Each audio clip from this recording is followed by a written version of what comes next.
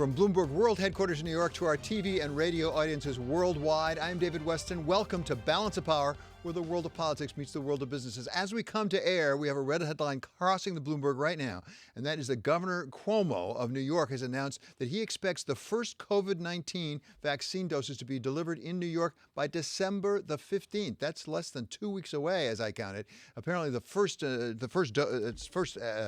tranche will be about 170,000 doses. So big news for New York, at least. It appears we're going to be getting vaccine in small numbers, at least, within a couple of weeks. In the meantime, let's check on the markets, and for that, we turn to Abigail Doolittle. So, Abigail, looking at the markets, I'm not sure they're reacting at least yet to this news, but what are the markets doing today? Not much, actually, David, at this point. Earlier, you had pretty solid declines for the major averages here in the U.S., but right now we have the major averages, the Dow, the S&P 500, the NASDAQ, basically fluctuating, very, very small moves, up right now by less than 0.1%, as you just said, not reacting to that positive news about vaccines being available here in New York on December 15th. That first tranche, as you mentioned, a little more than 150,000.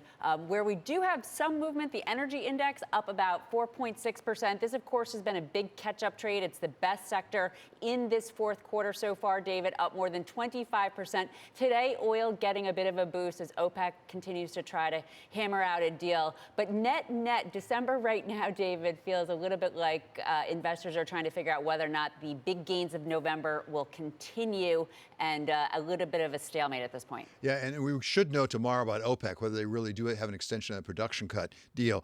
In the meantime, talk to us about the 10-year, because there is some movement in bonds. Again today, we have yields going up once again. It's certainly where the excitement is right now. As you mentioned yesterday, a big sell-off in bonds, a 10-year yield up about 9 basis points, going toward the top of this year's range. So to break down this year's range, the bottom, the true bottom around half a percent, the true top around 1%. The top part of that range, really the healthy reflation part of the range. However, above 1%, then a lot of folks are questioning whether or not that will pressure stocks because it would cause a repricing of risk, valuation issues.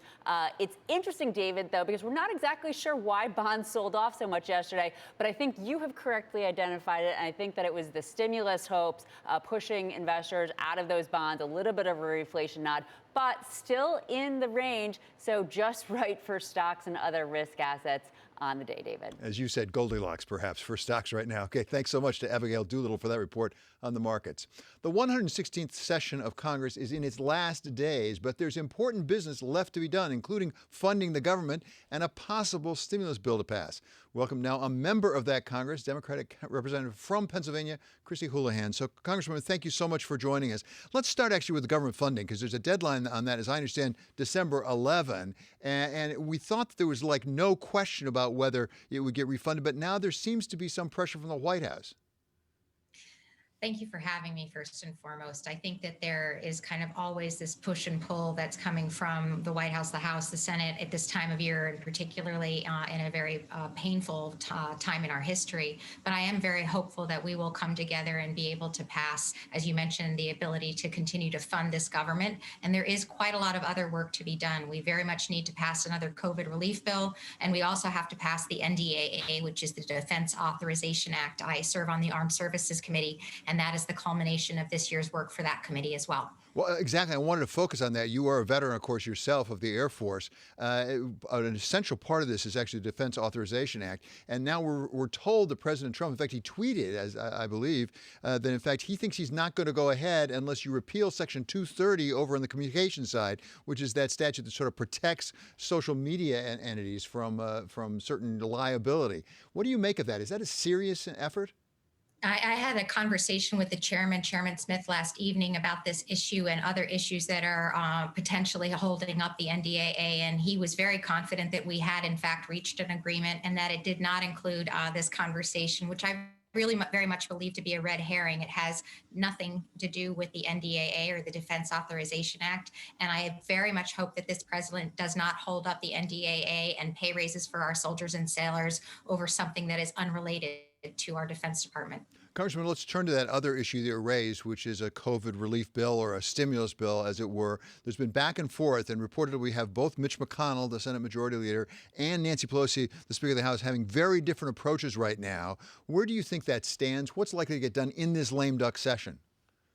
I am incredibly hopeful that we will find the will to make sure that before we go home for the holidays and the end of the year, that we have added another COVID relief package. It will not, in my opinion, be the end all be all. It will be imperfect, but it will be something that will work for the next several weeks and months as we transition into the next administration, because people very much need that relief. Our businesses need the relief, our families need the relief, those who are unemployed and sick need that relief. Frankly, we've needed it since about May. And you're right, I think that Senator McConnell and Speaker Pelosi have different approaches, but I very much believe that the members are pushing towards a solution and a compromise before the end of this calendar year and this session. Yesterday, we had a proposal from the other side of Congress, from the Senate, a bipartisan proposal from Republicans and Democrats that would sort of almost split the baby, something like $908 billion. And it would include, for example, about $288 billion, as I recall, for state and local government. That seems not to be in the McConnell proposal at all. Can something get done without that state support? So when people ask me kind of where the number one priority is, there is no number one priority, but one of those highest priorities is help for our state and local municipalities. And I serve in a community that's a combination of red and blue, one county red, one county blue. Both counties have asked me consistently for that support and that help. So I very much believe that that needs to be part of the package. I'm actually a member of that group that put forward that bipartisan, bicameral proposal. And as I mentioned earlier, it's most likely imperfect, but it is a good split the baby starting point and a good stopgap conversation that needs to be had. We very much need to make sure that we're doing something for our communities, particularly our small businesses. Part of that proposal, that compromise, is a piece of legislation that I'm championing, which has to do with the Paycheck Protection Program for the small businesses that have accessed $150,000 and less, which is 90% of those who've availed themselves of the PPP program, to make sure that that process of forgiveness is expedited for them. And I'm really hopeful that that will remain in that package and remain in whatever package we're able to continue onward with. Let's pause on that subject particularly, because we heard a fair amount about this yesterday, actually, in testimony from Jay Powell, the Fed chair, as well as Secretary Mnuchin. It testified in front of the Senate. A lot of people complaining about the fact there's been real delays, as I understand it, in getting the authorization, the paperwork together to have these loans forgiven. As I understand, that's what your legislation is proposing, saying, let's expedite that. If we're going to forgive them, let's get the paperwork done and get it done. Yes, in fact, that's exactly what we're proposing, is that there's a huge number in finite numbers of people who've accessed the PPP protection program, and they need to get through that pipeline more rapidly so that we can focus on those larger ticket items, those loans that were above $150,000. We, as small business owners and operators, I'm a vet, but I'm also an entrepreneur, don't have CPAs in our back pocket, don't have huge staffs to be able to, make sure that they can follow the same procedures that larger companies will be able to follow. And so this legislation allows that processing to be more expedited, still containing data, still capturing data, but it also helps our lenders and those institutions that are providing those loans to be able to focus on the big loans as well. You understand this issue, having proposed this legislation. There was a back and forth yesterday with Secretary Mnuchin, and I came away not quite clear whether this is a difference of policy in some of these delays or whether it's simply bureaucracy being stuck. I mean, he was actually begged by one senator, please move this along. Yeah, and unfortunately, this is an example of something that I think is a great idea and that is bipartisanly and bicamerally supported and is supported by lots of different people in industry and in business as well. But it's caught up in the larger conversation about relief. And I'm sad to say that it is caught up in that way. But as I mentioned, hopeful that it will end up being, not on the cutting room floor for whatever package that we provide, because this is definitely something that just is common sense. Congresswoman, thank you so much. It's always a pleasure to have you with us. That is Representative Chrissy Houlahan. She is a Democrat from Pennsylvania. Coming up, markets are trying to put a price on a vaccine yet to come and an uncertain stimulus package that may or may not come. We talk with Alicia Levine of BNY Mellon. This is Balance of Power on Bloomberg Television and Radio.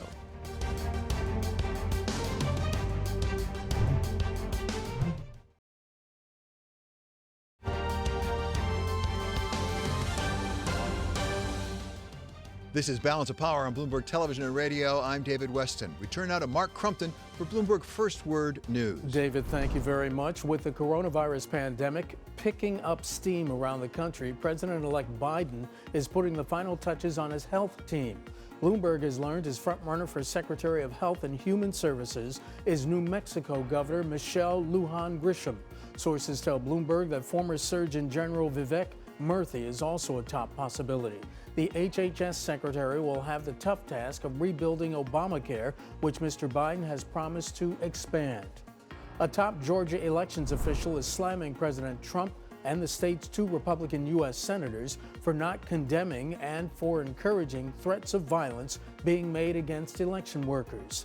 Gabriel Sterling says his boss, Secretary of State Brad Raffensperger, a Republican, had received death threats and has had Trump supporters driving caravans around his house and entering his property. His voice shaking with anger, Sterling said, quote, "It has to stop." Russian President Vladimir Putin says his country should begin a general vaccination of the population against COVID-19 next week. President Putin says more than 2 million doses of Russia's Sputnik V vaccine will be ready within the next few days. President Putin's announcement comes the same day that UK authorities cleared a vaccine for use beginning next week. And speaking of vaccines, in the last few minutes, New York's Governor Andrew Cuomo said he expects the state's first vaccine delivery December 15th. He says it will be 170,000 doses. More than 1 million people in Southern California are facing blackouts. The state's 3 biggest utilities are considering cutting power to prevent live wires from sparking fires during high winds.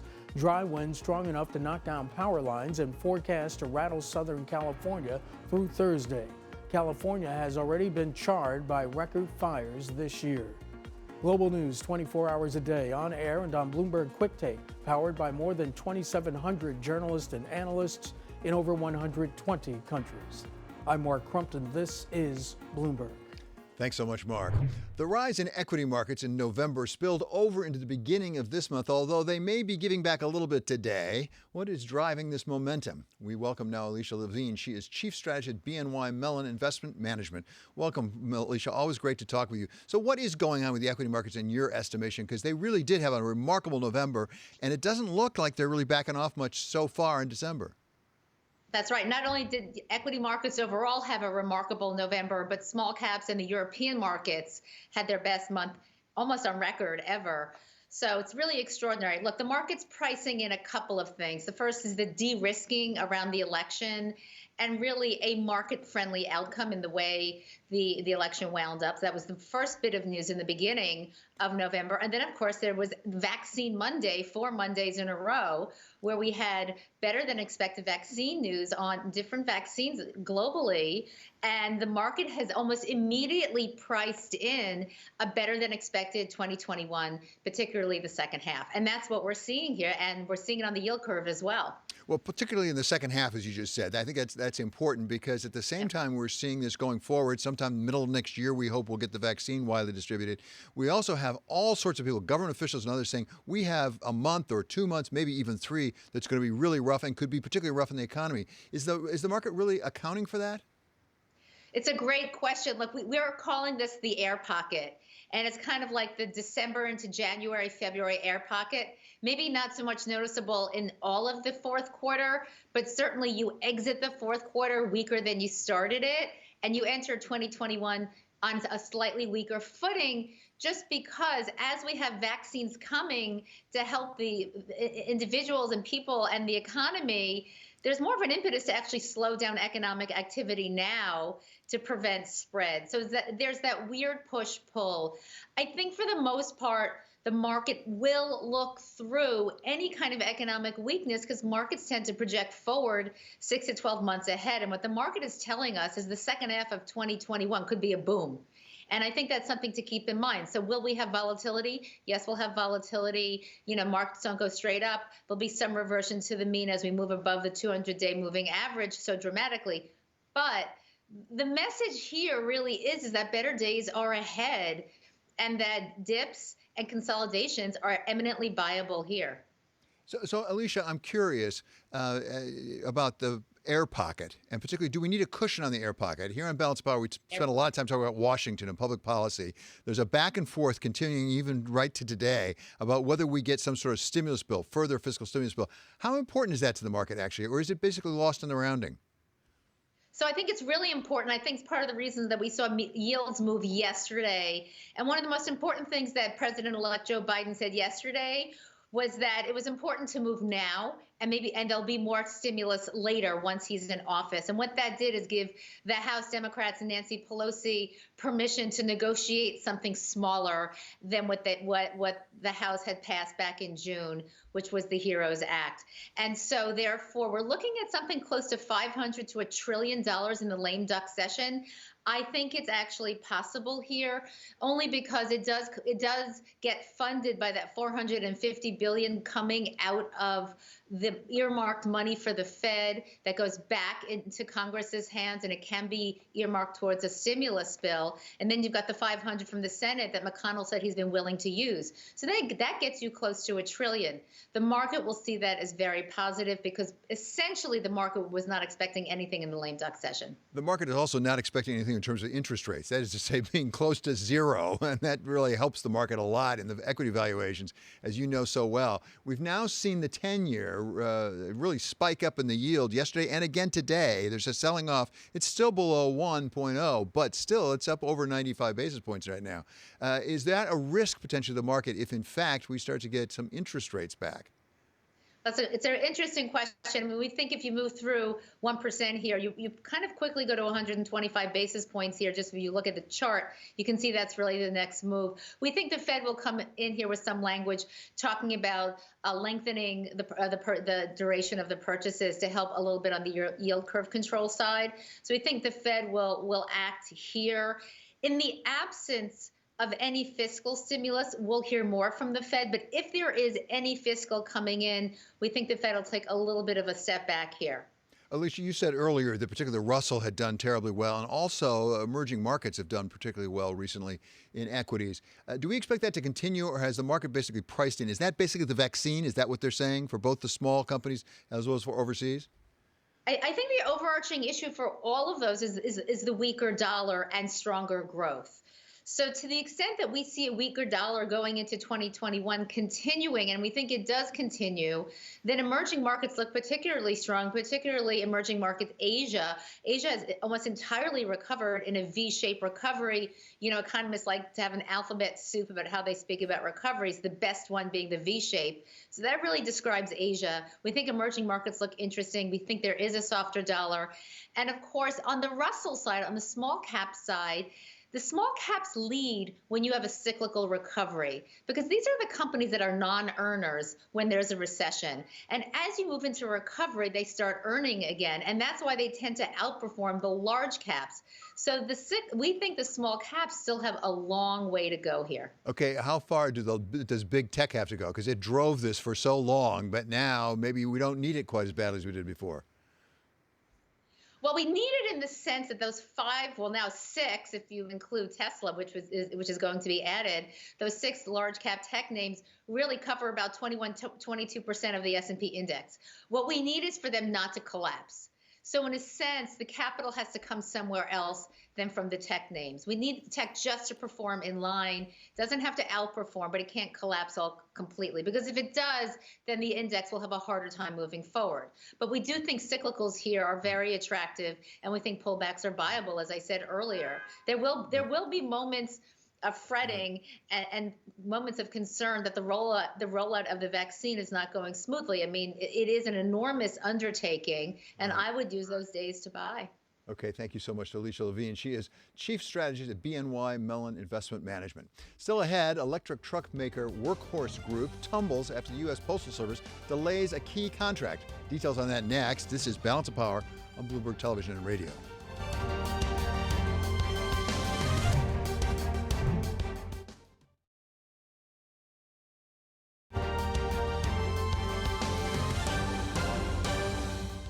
This is Balance of Power on Bloomberg Television and Radio. I'm David Weston. It's time now for Stock of the Hour. EV truck maker Workhorse is having its worst day in 16 months after the Postal Service back here in the United States delayed a big contract award for a second time. Welcome now, Emma Chandra with the full story. Emma? Thanks very much, David. Yeah, the drop today close to 25% at the lows. That's pretty significant, and investors really not liking this further delay from USPS, the U.S.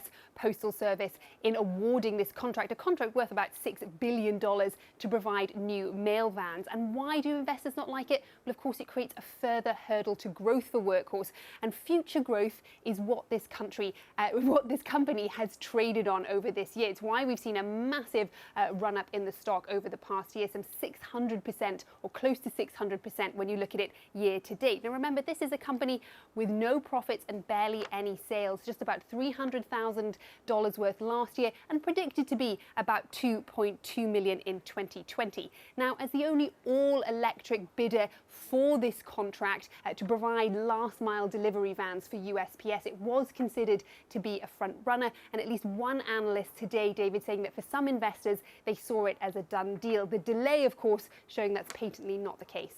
So it may be the only electric vehicle bidder in the USPS deal, but it's not the only electric vehicle company around the world. Goodness knows, look at Tesla and what it's done. How are electric vehicle manufacturers generally doing in the markets these days?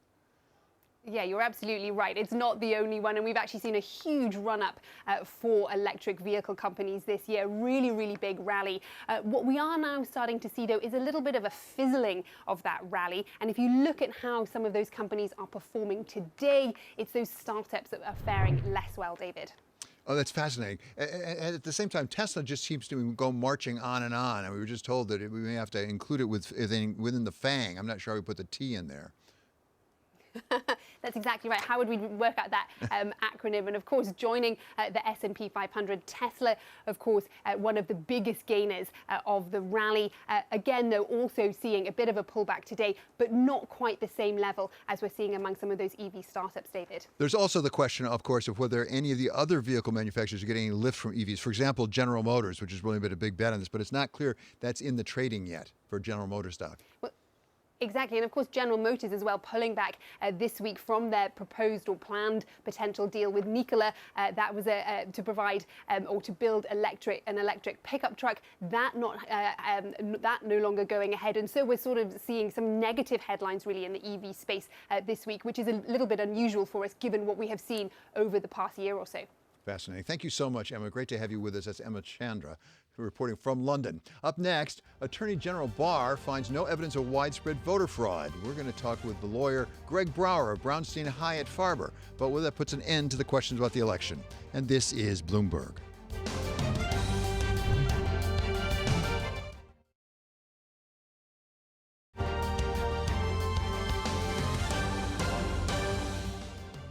This is Balance of Power on Bloomberg Television and Radio. I'm David Weston. For Bloomberg First Word News, we go now to Mark Crumpton. David, thank you. New York Governor Andrew Cuomo said delivery of the first COVID-19 vaccine for his state is expected to be enough for 170,000 residents. If approved by U.S. regulators, the doses are expected to arrive December 15th. The CDC, the Centers for Disease Control and Prevention, is cutting the recommended length of quarantine after exposure to someone who's positive for COVID-19. The new guidelines will allow people who have come in contact to someone affected with the virus to resume normal activity after 10 days or 7 days if they receive a negative test result. That's down from the 14-day period recommended since the onset of the pandemic.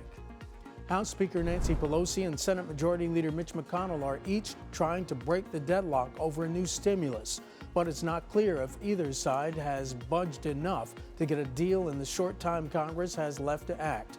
Pelosi and Senate Democratic Leader Chuck Schumer presented a new proposal to Leader McConnell and Treasury Secretary Steven Mnuchin Tuesday. McConnell is circulating his own plan to fellow Republicans, saying it has the blessing of President Trump. 2020 is on track to be one of the 3 warmest years on record. The World Meteorological Association is out with its State of the Global Climate 2020 report. It says global temperatures through October were about 2.2 degrees above pre-industrial levels. The threshold in the Paris Climate Agreement is about 3.5 degrees Fahrenheit. The report also says this decade will be the warmest on record, with the warmest 6 years all happening since 2015. Global news 24 hours a day, on air and on Bloomberg Quick Take, powered by more than 2,700 journalists and analysts in over 120 countries. I'm Mark Crumpton. This is Bloomberg. Thanks so much, Mark. Attorney General Barr yesterday told the Associated Press that the Department of Justice has found no voter fraud on a scale that would make a difference in the outcome of the election.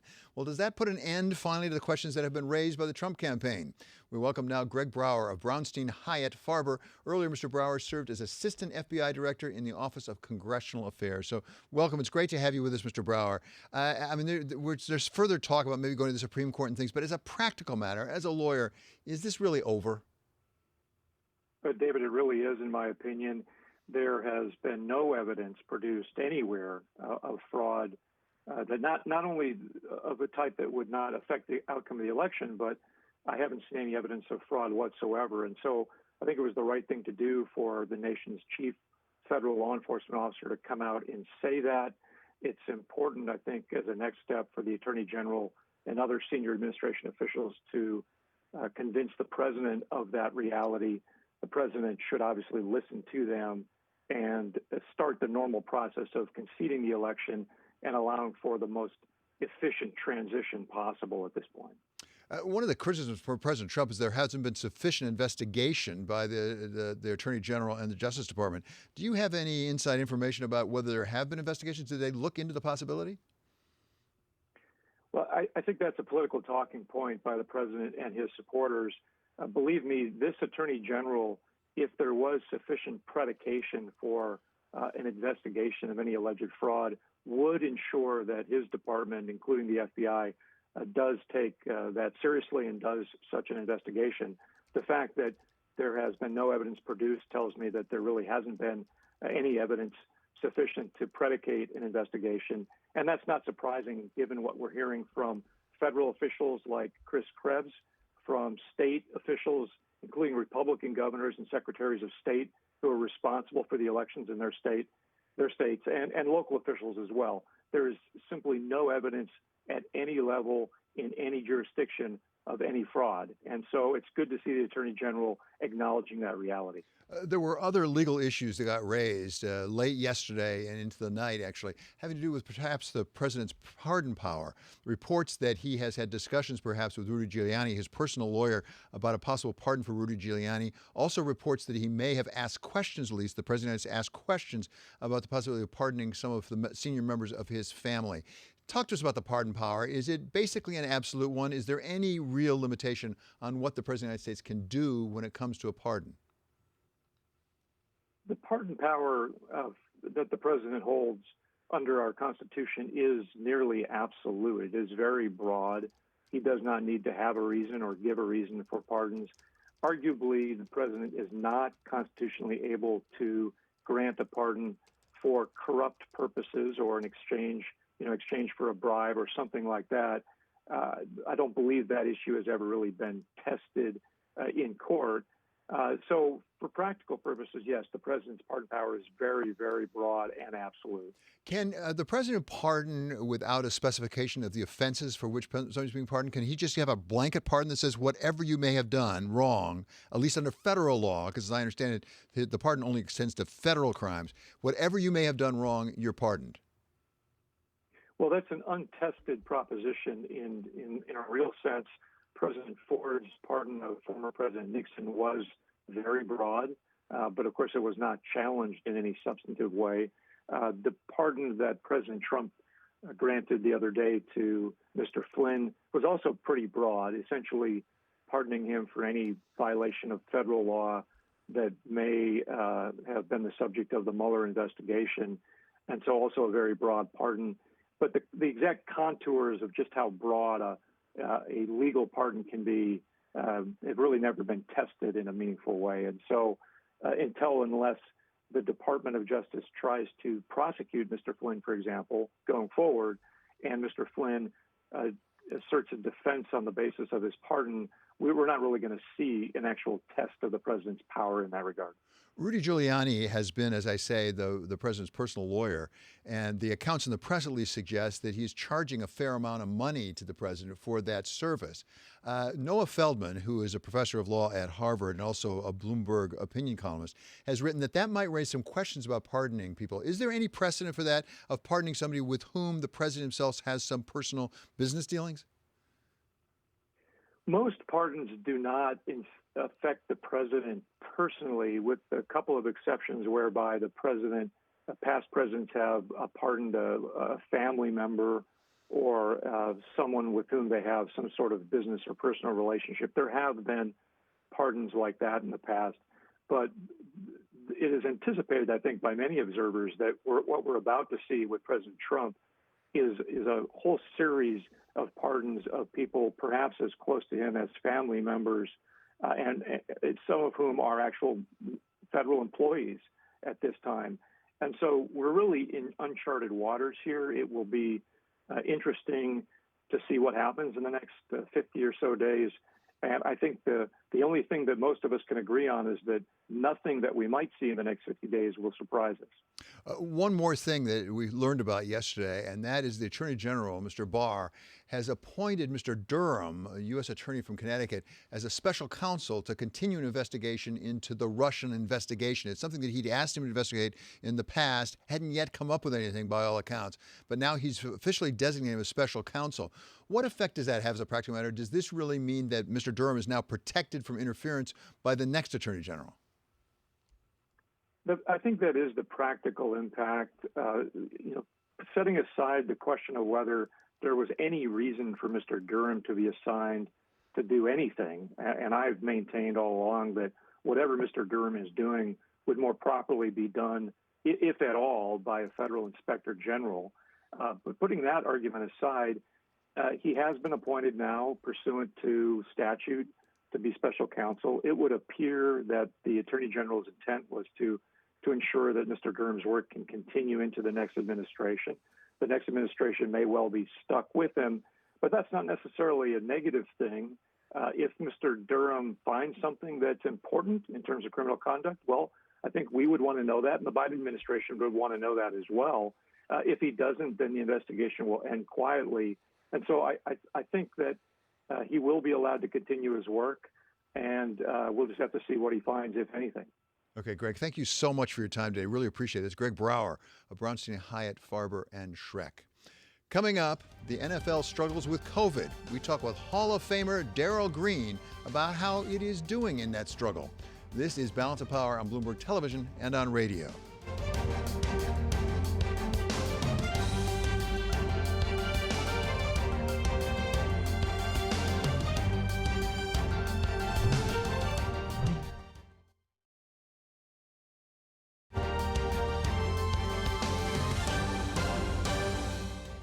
This is Balance of Power on Bloomberg Television and Radio. I'm David Weston. Governor Andrew Cuomo said a short time ago the delivery of the first COVID-19 vaccine for New York is expected to be in for enough for 170,000 residents. If approved by U.S. regulators, those doses are due to arrive December 15th, less than 2 weeks from right now. Bloomberg's international economics and policy correspondent Michael McKee joins us now. So, Mike, this sounds like pretty good news to me, even if it's only 170,000. Yeah, it's good news, bad news. The good news is the vaccines are coming. The bad news is more slowly than people would like. As you mentioned, we get 170,000 doses. Well, enough for 170,000 people is the way the governor put it. So you'd assume that's 340,000 doses since you need 2 for each person. It's the Pfizer vaccine that is coming, and it should be on or about December 15th. Within the 2 weeks after that, he said we should get 40,000, enough for 40,000 people of the Moderna vaccine. So there should be about 230,000 or 210,000 rather different people who can get vaccines. The state is going to follow the CDC guidelines approved yesterday. Give the vaccine first to residents and workers in nursing homes and then to frontline healthcare workers. The problem is 135,000 nursing home workers, Cuomo says, and 85,000 workers. And so there's more people than shots in the first tranche. So we've got to wait till everybody can get it. Frontline workers in the hospitals won't get it right away. More is coming, he said. So it's not as fast as the state would like, but that's a concern every state's going to have. He says he wants New York to have the fastest, most effective vaccine program in the United States, although that is held back by also a lack of resources, ability to administer the shots, the people, the money, the infrastructure. And he said that is partly a fault of Washington and its refusal so far to pass more stimulus aid to help get the vaccine to everyone. Yeah, I got to tell you, Mike, I think this is a sign of things to come. And the good news is you got vaccine. The bad news is we don't have enough of it. And we're all going to be so eager going into next year. It's going to be really quite a challenge to distribute that accordingly. Thank you so much to Bloomberg's Michael McKee. Today, there's a rare Wednesday afternoon NFL game between the Baltimore Ravens and the Pittsburgh Steelers, one that's been postponed 3 times because of Ravens players testing positive for COVID. Just one of the many disruptions of a season like no other. We welcome now one of the stars of the game. Darrell played cornerback for the Washington Redskins for 9 years, widely regarded as one of the greatest players ever to play that position. He is a member of the Hall of Fame and now serves as Vice President of Strategic Marketing at Levine. So welcome. It's great to have you here, Mr. Green. Start with what your take is on what's going on in the NFL. Roger Goodell, the commissioner's trying to keep this thing going, but boy, there's been a lot of disruption. I mean, you saw the Broncos had to sort of call up somebody who hadn't played quarterback since he was in college to try to play quarterback. It's pretty ugly. Well, you know, I'm certainly not going to bash anybody. This COVID pandemic is, I'm 60 years old. We've never seen anything in our life. Nobody has seen anybody. So there are no experts on how to really do this. You can follow this model or that model over the last 5-6 months. But at the end of the day, they had a good protocol, good strategy in place. At the end of the day, they're working with people. You got holidays, you got mamas, daddies, I miss you, I want to see you, guys that get stir crazy, they want to go, and human beings make errors. And so, but unfortunately, those errors can be big. They can affect the next man, the next woman. And so it's going to always be an issue. They're never going to get it in such a way that it's clockwork. It's just not going to happen that way. It's like a football game. You don't play a perfect game. The game is moving, and there are mistakes, and so that's what they're facing, and that's what they're going to face all the way through. I don't know that they're going to become perfect in it and at it because we don't have enough data and history for that at this time. Yeah, and I respect the fact you want to bash anybody. I don't want to bash anybody either, but I want to try to understand this as best I can. As you say, they have very strict protocols. I've read through them, and boy, they're pretty strict. So is this a matter of if the protocols were followed, you think it would work? It's a problem if we're dealing with humans necessarily. We have humans on the field, and they won't always comply. Yeah, I would have to say that at the end of the day, it just gets down to human fatigue in terms of how people are able to respond to things. And I don't know if you guys are familiar, but, you know, I'm with Holodyne, you know, it's a product, and we'll talk about it maybe. But at the end of the day, yeah, it's human fatigue and trying to process this thing day in and day out.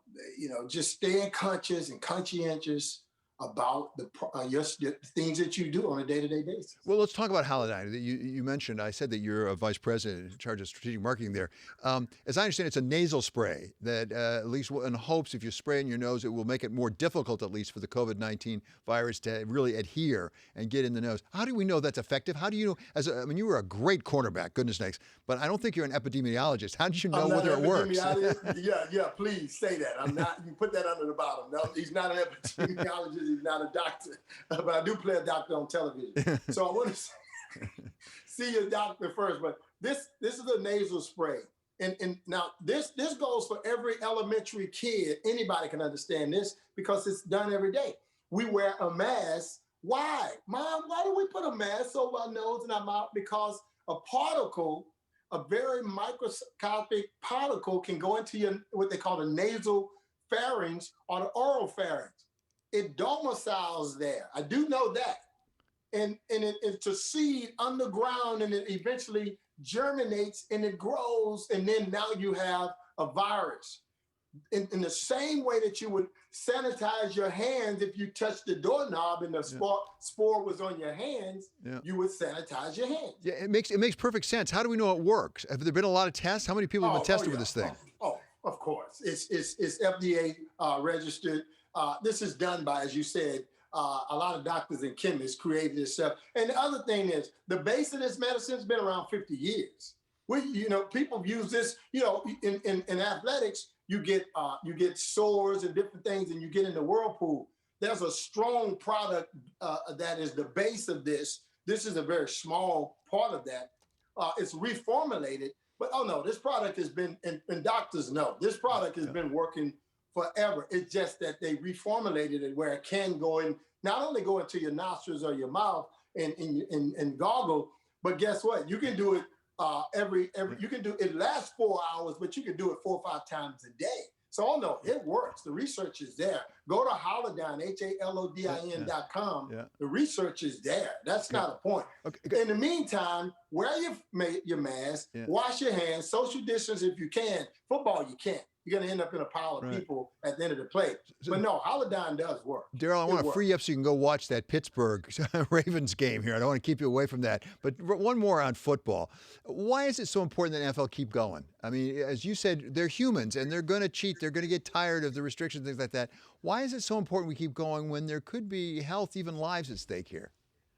Well, and that's the paradigm and the paradox that we're all living in. That's what people have been mad about from day one. How can we have our somewhat cake and eat it too? How can we keep moving certain things that has to continue to move that makes us who we are as an American society? And we talk about frontline people who are necessary, your doctors, your this group, but also athletics is a part of the fabric, and football being primary a fabric of our nation's existence. So they're trying, and I'm not arguing about that they're trying to keep somewhat of a normality and a fabric of us going. My grandkids are doing TV, are doing school at home. Some people you can do that, other people you can't. And so we're trying not to lose everything on our way to well. Yeah. And rather than right or wrong, people will judge that and history will judge that. But at the end of the day, that's their decisions to try to figure it out. I wish they would all use Houlahan, the Washington team. Go to the website. Go to the website and check out all that research. Thank you so much. A real privilege to have you on with us. That's Darrell Green. He's Pro Football Hall of Famer. Coming up, the latest from the campaign trail in Georgia, as the race for Senate control really hangs on those 2 runoff elections. This is Balance of Power on Bloomberg Television and Radio.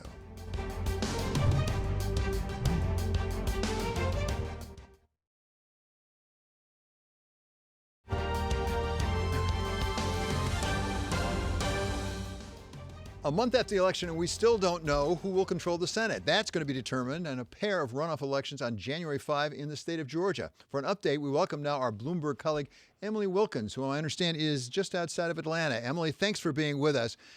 Tell us what's going on with these 2 races right now, 2 incumbent Republicans, 2 challengers who are Democrats.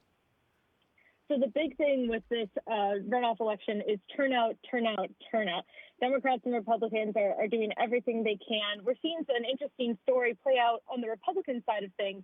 They're really scrambling to make sure that their base turns out because they're worried that Republican voters, are going to say, hey, if the election was rigged, if there was fraud in the election, as Donald Trump is saying, why should I go ahead and vote again in the Senate if we're just going to see these same issues happening? And so there's been a lot of movement on that side trying to make sure that those voters do come out and vote on January 5th.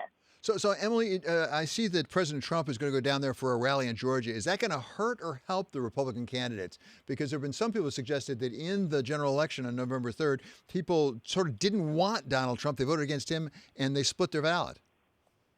Well, we did see people like that who definitely split their ballot between Biden and then Republicans further down the ballot. But we also saw a ton of Trump supporters come out, really more so than I think we saw in some places in 2016.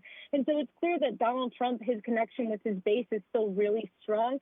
And look, you saw what a thin margin that Biden won the presidential by. We saw similar thin margins in both Senate races. This is an all-hands-on-deck situation for everyone. And so if Donald Trump can come out here and make sure that some some Republicans are going to come and vote for the Senate and really motivate them, I think that that's a net positive for Republicans overall. Well, we've got one more suspenseful night ahead of us on January 5. Thanks so much to Emily Wilkins of Bloomberg Government reporting from Georgia. Coming up on Balance of Power, we're going to continue on Bloomberg Radio. In our second hour, we will talk with Anthony Gardner. He is former U.S. Ambassador to the European Union on President-elect Biden's relations with Europe and the fact that Europe has just reached out for the president-elect saying that they'd love to do business with him. This is Balance of Power on Bloomberg Television and on radio.